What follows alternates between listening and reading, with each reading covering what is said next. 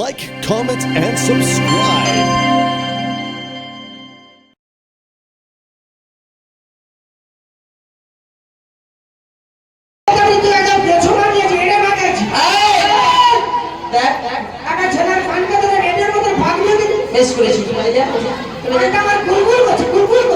আরো করবে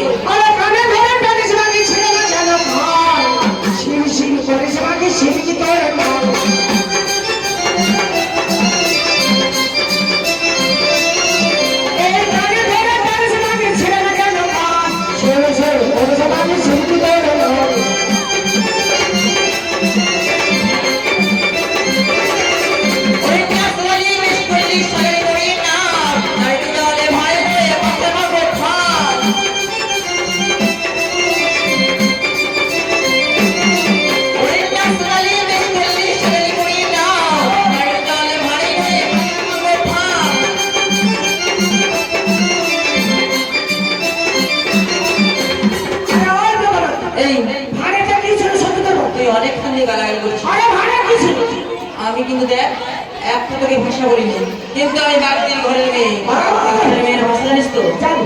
ফালকির বেটা, আটকির বেটা, সবির বেটা, বাপ বেটা, ওলা ওঠা মাঠা, অনেকখানি ভাষা বলি। যাবো না এখানে ফালকির বেটা শুয়োর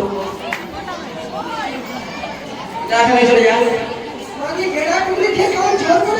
বাগদির মেয়ের ভাষা জানা উঠে যাবি? তুই এখান থেকে যাবি?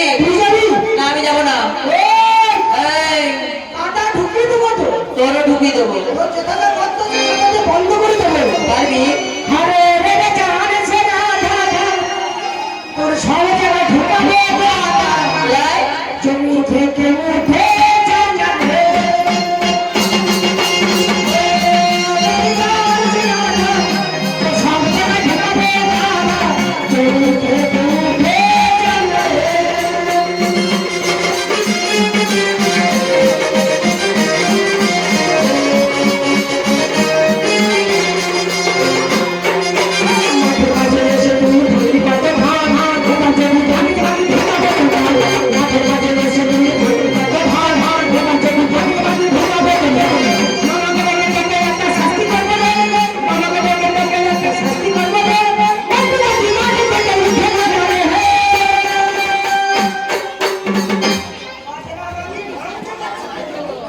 বেটা তুই উঠে যা না এখান থেকে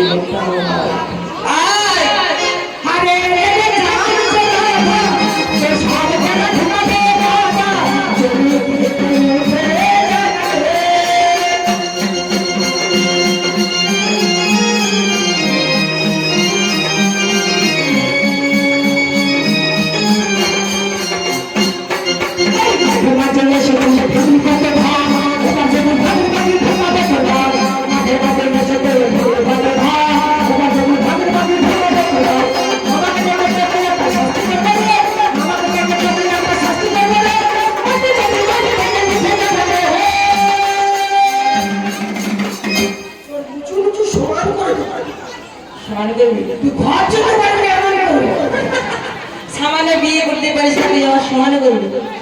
চলে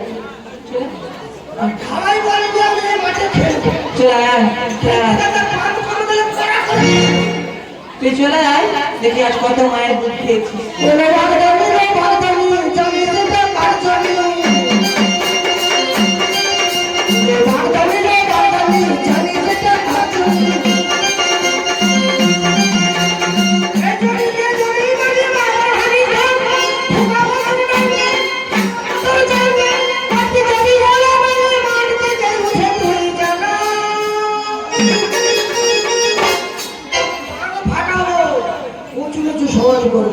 ভালো কাজটা মাধ্যমে উঠে গেলে খারাপ হবে। যাবো না।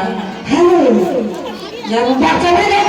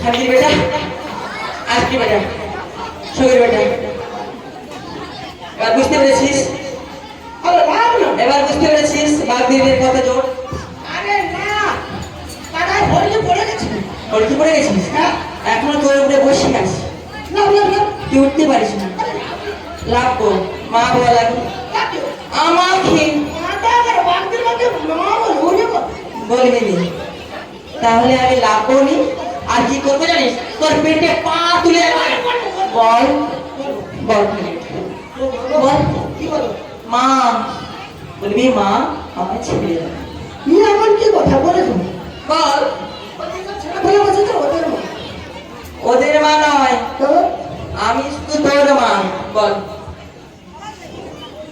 বলতে হবে বলতে হবে যত তাড়াতাড়ি বলবি তত তাড়াতাড়ি ছেড়ে দেবো মেনে নেবো বল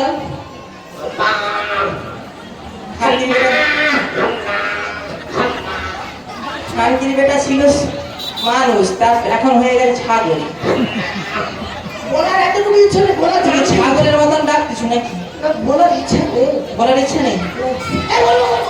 বল বল কি বলবো বল মা ছেড়ে দাও ওগো ওগো আমার মা আমার ছেড়ে দাও যাবার আগে একটু দুধু দিয়ে যাও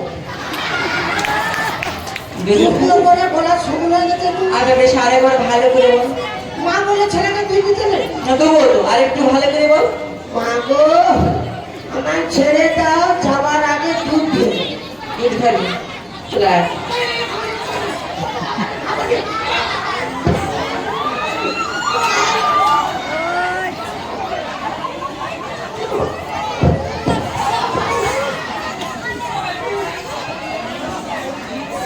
বলো আমি কি খাস্তারি বন্ধ হলো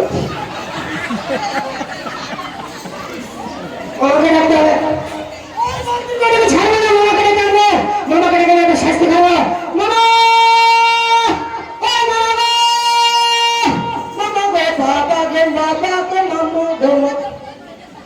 ওই হারাম দিয়া কি হলো তোর এই কি হলো? ভালো হয়েছে কি ধান কি ধান ওইটা নেই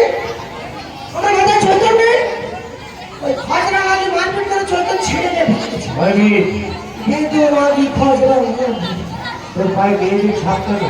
ও মামা মাঠে কি ছুতু কাঁকড়া গো সেই ছুতু কাঁকড়া মানে চৈতন কেটে নিয়ে গেছে আর পিঠে মেয়েদের কেন পায়ে ছাপ? মেয়েদের পা ছাপ কেন খেলা মাঠে কি মশা মাছের উপদ্রব তাহলে হাতে মারতে পারেনি তাহলে মাঝে মাঝে পা কাটছে। মারপিট ছাপ। ওইটা মারপিট ছাপ। হ্যাঁ তাই? হ্যাঁ ওই ভিড়,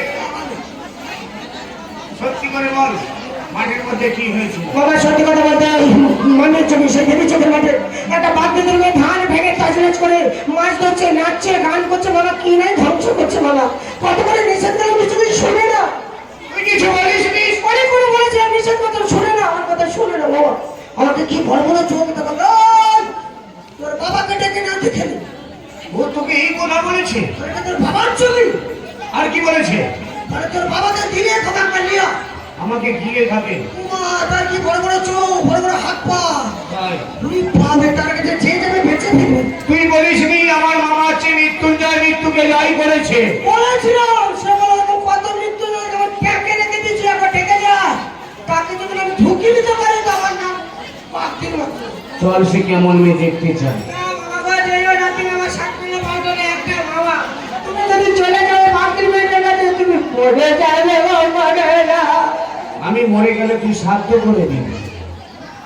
ভাগনাও তো শান্ত করতে হবে তুমি যদি মরে যাও পিছাতলা দিয়ে শান্ত করে দিব আর আমি যারা বিচার করার সাধ্য হয়, তবে কিসে করবো কাজ করাতে সাধ্য হয়। কাজ করা কেন পয়সা নিয়ে এখন অনেক দাম 11 টাকা কাজ করে 10 টাকা 15 টাকা তুমি বল ওই ভিড়, তুই তো ভালো করে জানিস আমি মৃত্যুঞ্জয় মৃত্যুকে জয় করেছি।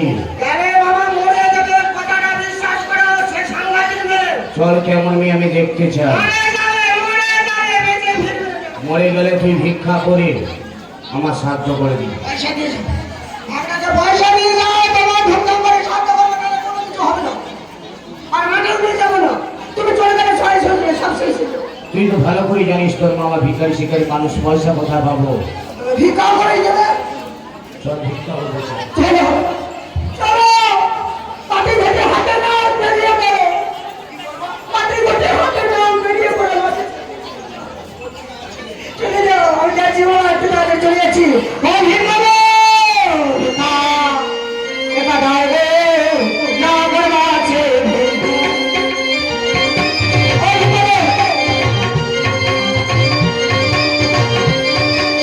ভিক্ষা ভিক্ষা দাও রে নগরবাসী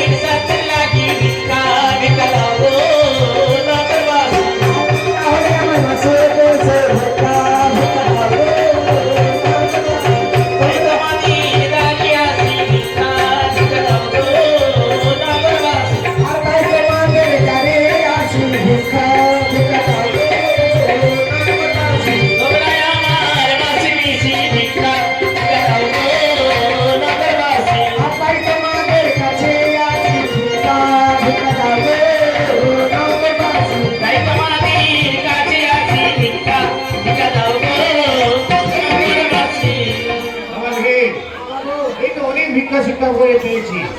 চল এবার সে কেমন মেয়ে আমি দেখতে চাই। যাক, তারা বাবা তোমাকে একবার জন্মের মতো দেখে নেই, কারণ আর তো দেখতে পাবো না। ওই বাগদি মেয়েটার কাছে গেলে তুমি আর ফিরে পাবে না। এসো বাবা, এসো, তোমায় দেখে আসবো, তোমার কাছে যাবো না, দূর থেকে দেখিয়ে দেবো। শীঘ্র করে চল। এসো বাবা, এসো, সেই দেবী চোখের মাঠে মামির জমিতে। যাক, ভেবে গেছে চলে, আর বেশি দেরি করবো না। তাই যাবো আমি সেই মাছ ধরতে। মাছ ধরে নিতে হবে, আমার বাজারে বিক্রয় করতে। আর দিদিতে কি বলবো, সাত ভাই চম্পা জাগরে জাগরে, ঘুম ঘুম থাকি না ঘুমের ঘুরে, দেখে পারল মন আমি তোমার। আমি সকাল সাজে শত কাজের মাঝে, তোমায় ডেকে ডেকে সারা দাও, সারা গো সারা। সাত ভাই চম্পা জাগরে জাগরে, ঘুম ঘুম থাকি না ঘুমের ঘুরে, দেখে পারল মন আমি তোমার। আমি সকাল সাজে শত কাজের মাঝে, তোমায় ডেকে ডেকে সারা দাও, সারা গো সারা। সাত ভাই চম্পা জাগরে।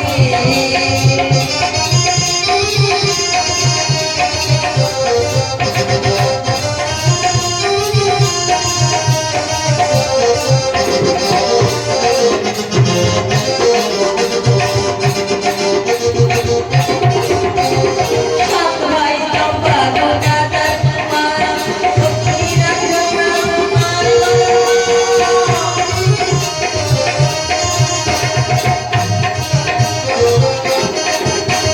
সাত ভাই চম্পা গোনাদার মারা, সখী রাখো আমার। আমি রাজার দেশে করি সত্য বেশি, নাকি সর্বনাশিয়া খুশিয়া। সাত ভাই চম্পা জাগরে জাগরে, ঘুম ঘুম থাকে না ঘুরে, দেখে পারো আমি তোমার। আমি সকাল সাজে শত কাজের মাঝে, তোমায় ডেকে ডেকে সারা দাও, সারা গো সারা। সাত ভাই চম্পা জাগরে।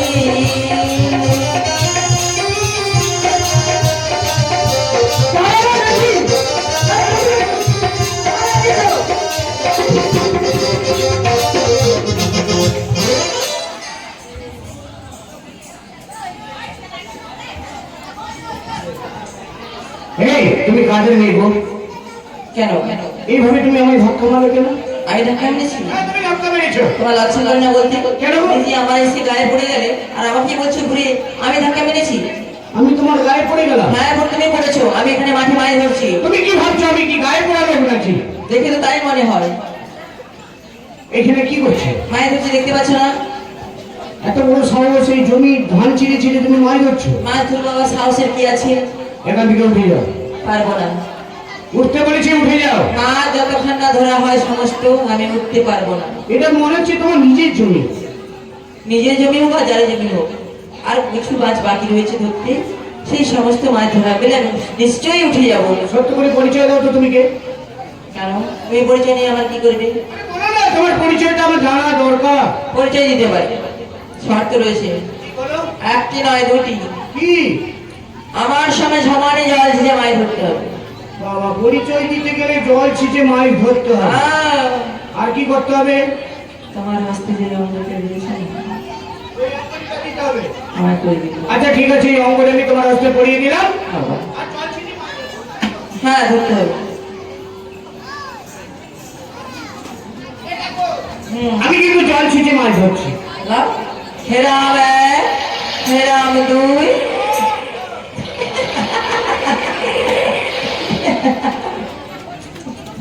মাত্র দু খোলা জল ঝেসে কমলে দিদি হাত। এইগুলি খাবি তুমি আমার হাতের ভাত, তোমার দ্বারা হবে না জল ঝেঁচা। শোনো শোনো, আমি এ পরিচয় দিতে পারবো না। এই আমি চললাম। এই শোনো, এদিকে এসো। তুমি এইভাবে আমার অপমান করলে, এই জলকে আমি কি করবো জানো? কি করবি? এই জলকে আমি শোষণ করে নিলাম। বা, সত্যি তো সমস্ত জল শুকিয়ে গেছে। এবার মাছ ধরতে হবে।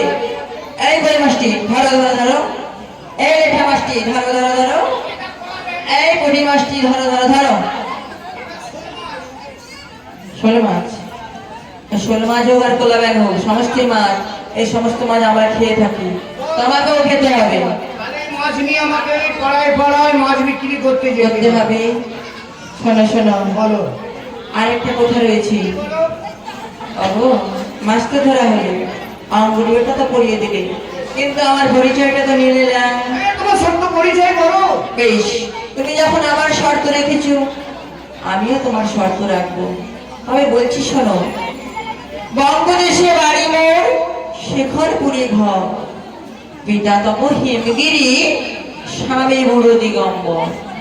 ওই, দুই ছেলে কার্তিক গণেশ, আর দুই মেয়ে লক্ষ্মী সরস্বতী, আর আমি হলাম মেষ পার্বতী। এই দেখো, তোমার নামে নামে আমার নাম মিলে গেছে। আমারও 4টি সন্তান, কার্তিক গোনাই, লক্ষ্মী সরস্বতী, তাই বুঝি? আর আমার স্ত্রীর নাম মিস পার্বতী। তাই বুঝি? তোমার সঙ্গে যখন নামে নামে মিলে গেছে, এসো না আজকে দিনে দুজনে মিলে সই পাতাল তখন। তুমি সই পাতালে প্রভু? বেশ, সই তো আমার বহু যুগ যুগ ধরে সই পাতানো রয়েছে। আবার যদি নতুন করে ইচ্ছে হয়েছে তোমার প্রভু, আবার নিশ্চয়ই সই পাতাবো। কিন্তু প্রভু বলতে পারো, প্রভু বলতে পারো, প্রত্যহটা দিন আমি একা একা সেই কৈলাস ধামে কাটিয়েছি। তুমি আমায় চিনতে পারছো না প্রভু? শোনো পার্বতী, তোমার যে প্রথমে আমি ধাক্কা মেরে তোমার শরীরে আমার শরীরে যখন স্পর্শ হয়েছিল, তখনই আমি চিনতে পেরেছি পার্বতী। তাই বুঝি তাই প্রভু? তখন বুঝতে দিই না। ওগো প্রভু, তাহলে বলতে পারো প্রভু, একটি দিন নয়, 3টি দিন নয়, দেখতে দেখতে একেবারে 6টি মাস আমাকে সেই একা কৈলাস ধামে ফেলে তুমি মর্ত মাঝে এসেছো প্রভু। কেমন করে আমি তোমাকে একা ছেড়ে থাকবো প্রভু? পার্বতী, তাই তো প্রভু পারলাম না প্রভু। তাই আমি মর্ত মাঝে তোমার অপেক্ষাতে ছুটতে ছুটতে সেই কৈলাস ধাম থেকে আসলাম প্রভু। তাই নাকি পার্বতী? জীবনের এতগুলো পার্বতী, কেটে গেল একা একা। প্রভু, আগে কেন তুমি আসোনি? পার্বতী, আগে কেন দাওনি দেখা? তাই নাকি? জীবনের এতগুলো দিন কেটে গেল একা একা। আগে কেন তুমি আসোনি? আগে কেন দাওনি দেখা? আগে কেন দাওনি দেখা?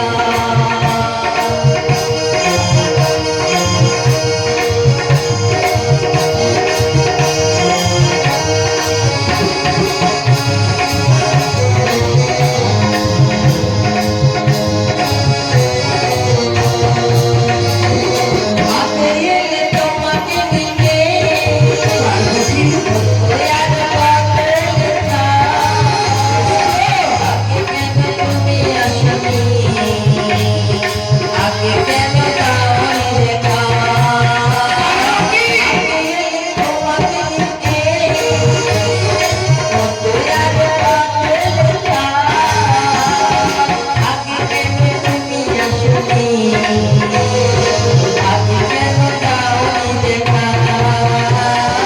জীবনে এতগুলো দিন কেটে গেল একা একা। আগে কেন তুমি আসোনি? আগে কেন দাওনি দেখা?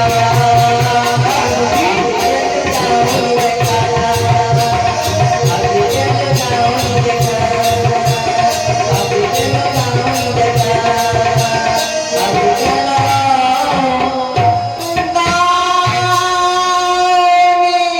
দেখা? শোনো পার্বতী, তুমি যে এইভাবে আমায় ছলনা করতে এসেছো, ভীম তো জানতে পারে না। তাই ভীমকে ডাকতে হবে।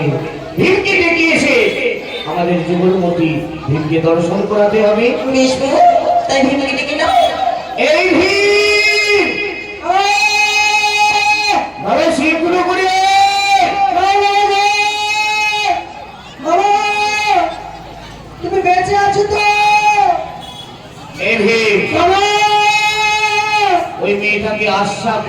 দিয়েছি। আচ্ছা করে দিয়েছো।